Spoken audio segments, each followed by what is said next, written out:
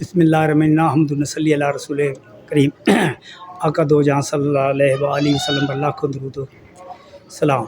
ये शाहपुर सदर से आए हैं, कोट पहलवान से।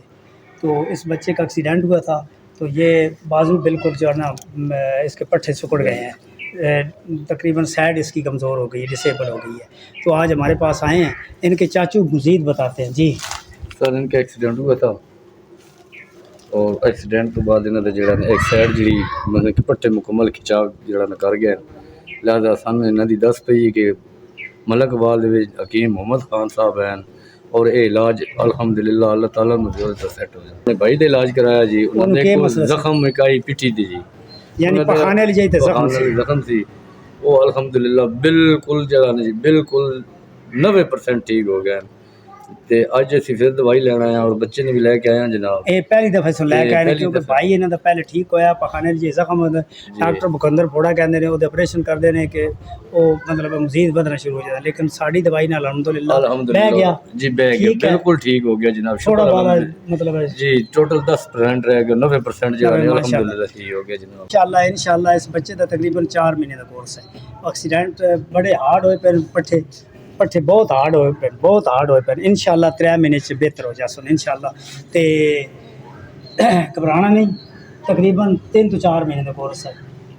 शाहपुर तो आया तो के साढ़े वास्ते लैके आया ਤੁਹਾਡੇ ਵਾਸਤੇ ਇੱਕ ਦੋੜਾ ਤੁਹਾਡੀ ਫਰਮਾਇਸ਼ ਤੇ ਕਿ ਅਸਾਂ ਦਿਲੋਂ ਤੈਨੂੰ ਸੱਜਣ ਬਣਾਇਆ ਹਾਂ ਤੇ ਤੂੰ ਸਭ ਕੁਝ ਵਾਰੀ ਰੱਖਿਆ ਹੈ।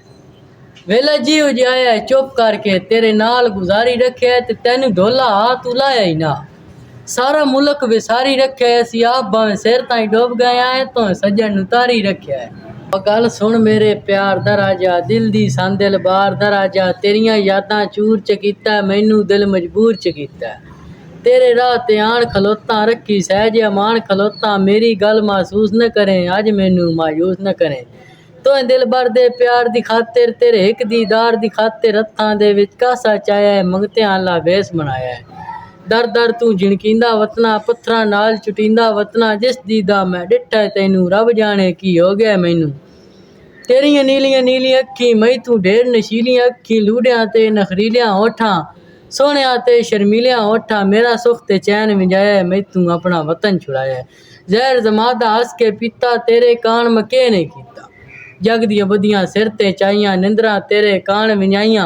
आके बज भी बैठा राह ते कर एहसास खुदा दे नां ते, सिख दी तार हवेली बन जा बैठा हुण तां बेली बन जा। हकीम मोहम्मद खान साहब नाल पहली मुलाकात हुई ते बहुत अच्छे इन्हां दी नज़र बा सच्ची पुछ तो मैं तू कसम खुदा दी आ दिल सिकदा ही तेरे कान है। सुभान अल्लाह सुभान अल्लाह। हर वेले तेरी याद दे विच शोधे रोंदे नैन निमाणे, तू बेशक साडी कदर ना कर सन बात भी तेरा मान है, जद जानी जोक लदा वही सी पिछे आसनी होश ठिकाने। इंशाअल्लाह नेक्स्ट वीडियो फिर मिलेंगे, इजाज़त चाहते हैं, अल्लाह वारिस।